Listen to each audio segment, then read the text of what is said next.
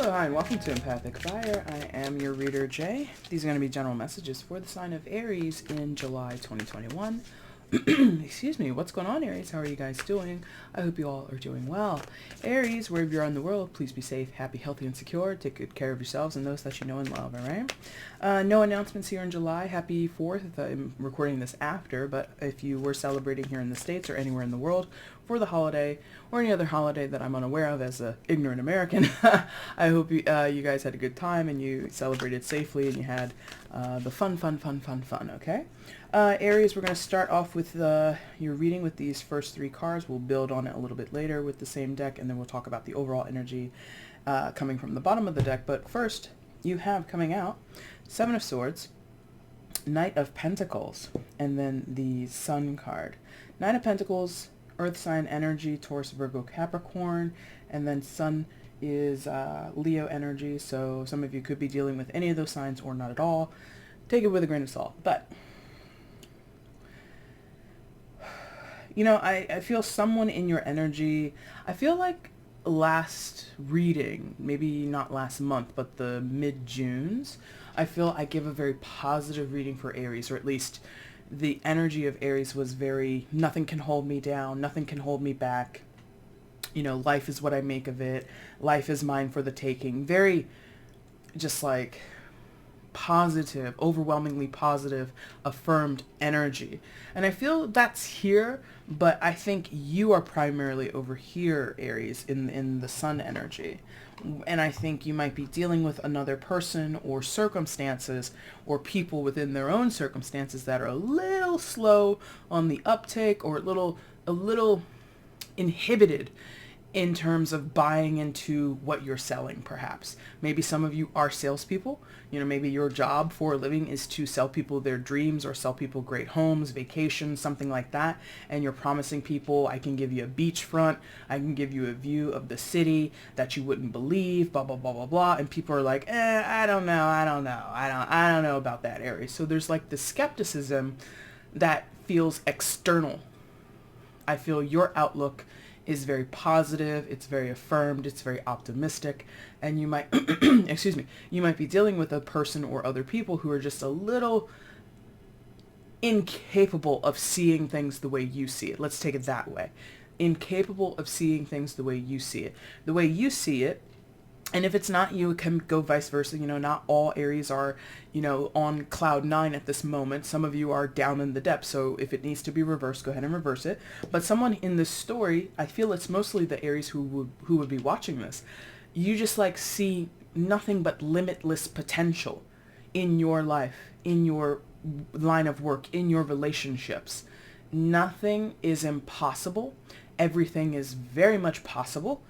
And even if people are like, well, Aries, you know, you got to consider this, and this over here could also be a curveball or a monkey wrench in the situation. You're just like, don't worry, guys, it's all going to work out. It's really like that.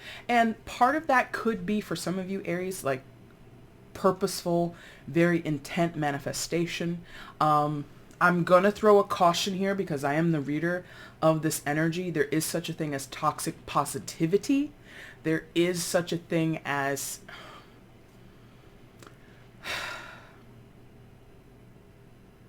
I suppose like chasing fool's gold or something like that, or you know, desiring something so much that you actually end up repulsing it from you.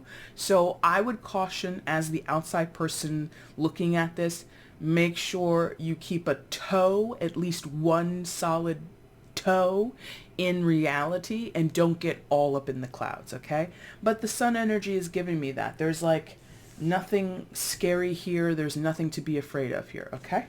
Now, whoever you're dealing with or whatever other entity or person or energy is in the situation, it's a little bit troublesome. Seven of Swords, Knight of Pentacles. Overcoming.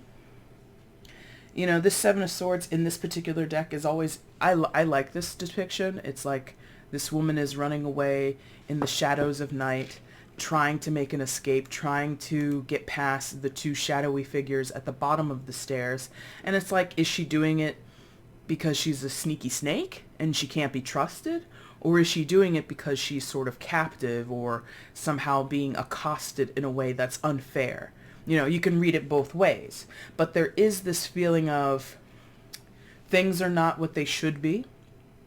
Someone here or some elements of the situation are shrouded in darkness, in cloudiness, in uncertainty. And then the Knight of Pentacles is steadfast. Knight of Pentacles is a earnest, focused energy, also protective, not a risk taker. So again, if you're over here saying sky's the limit to your friends, to your family, to your loved ones, to yourself, there's some other aspect here that says, no, there is a limit to the sky. Because if you literally think about it, humans can only exist how far off the ground before we're starved for oxygen. So this energy is very logical. It's very rational. It's very real. It's a realist energy. Sky's the limit, or there's no limit to where we can go. Yes, there is. How could you say that when we've got $500 in the bank? So we can't travel the world indefinitely off of $500. But many people, they're out there, blogging and documenting their lives. They do that. They travel for way less. They travel for free. And they're seeing the world and they're living their dream. And that could be something you or your friends or someone wants to do. But there's, a very realistic Rachel or realistic Ray in the picture saying, well, how could you go anywhere? You don't have money, you can't sleep anywhere, what happens if you lose your passport, and how could you go off the grid, and what happens in an emergency? Like, there's all these questions of what if, right? And that could be worry, anxiety, that could be insecurity, it could be a lot of things. So I'm feeling like there's two sides of a story here, where one side is very gung-ho, the other side is very gung-no. So let's see what else is going on here. Give me more information on this situation for Aries. Give me more in the story for Aries. What else is happening here in July? Regardless of what side you're on, Aries, I think that the energies mix well together. I feel the sun energy itself can be overwhelming, but I think a majority of you are sort of like the female in that card, sitting there, composed, not like, the traditional depiction of this card, which is a naked baby on a horse, which is like all kinds of, dangerous what ifs could happen there. It's a naked child on the back of a wild animal. I mean, I'm assuming the baby might fall off at some point, potentially, right? But here we have an adult who's just sitting on the ground, who's holding onto these flowers and just like really resting in that energy, not exploding out of it. So you might be enthusiastic or you might be optimistic, but you're not, I don't think you're as overwhelming as you could be at this time, Aries. So that's nice. And this person over here, I think, is exploratory, or at least is curious for something with the Seven of Swords there, but is, again, inhibited, feels possibly the circumstances are greater than themselves, and therefore they can't do everything they want to do when they want to do it. Could be, one person here, several people here. Could be a matter of a person who is single versus a person who has, responsibilities or a family or other entanglements to take care of. Free bird, caged bird. Okay? All right, so what else can you tell Aries in the situation, please? What else do you have to tell Aries here? Give me 3 more cards, and then we'll talk about the bottom of the deck as the overall energy as well. 3 more cards for Aries explaining what's going on here in July, please. Thank you.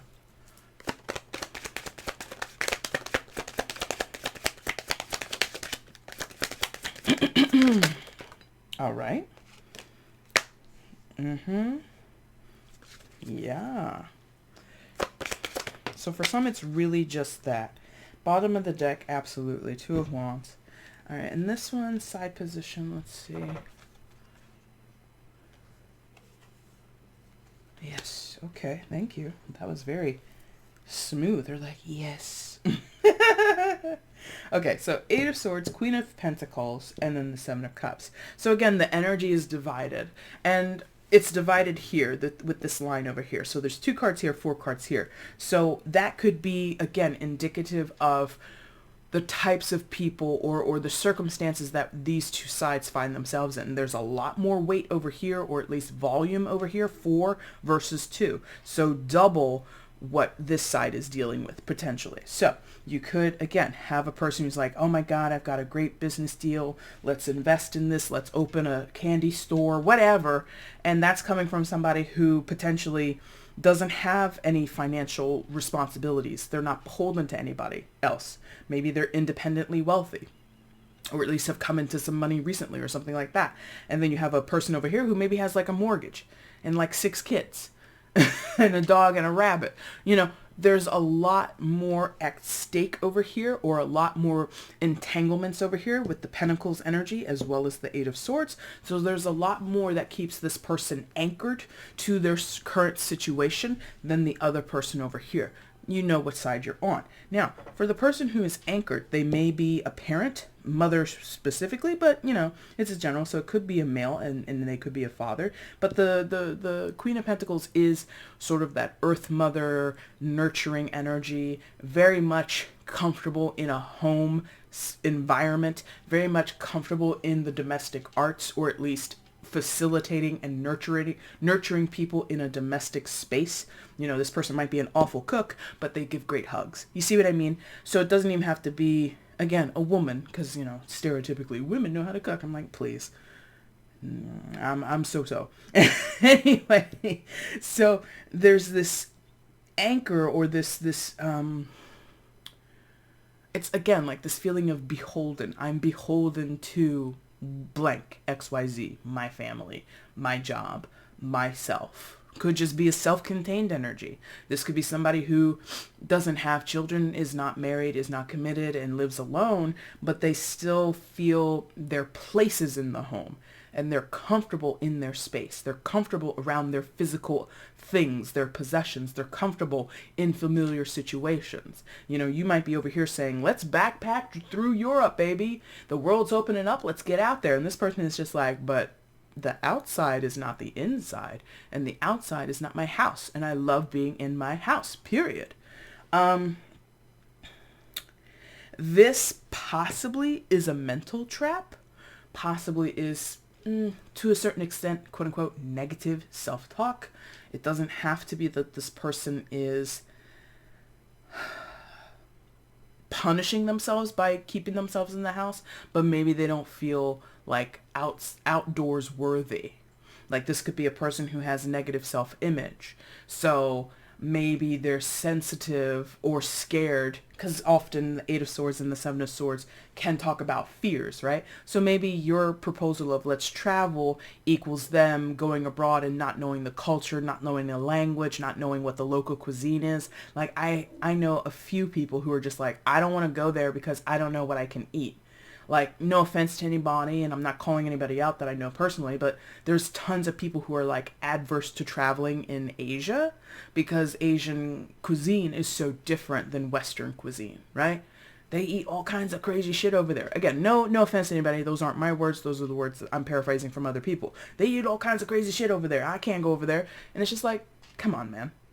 You know, it's a little ignorant at best, you know what I mean? Or at worst, I suppose.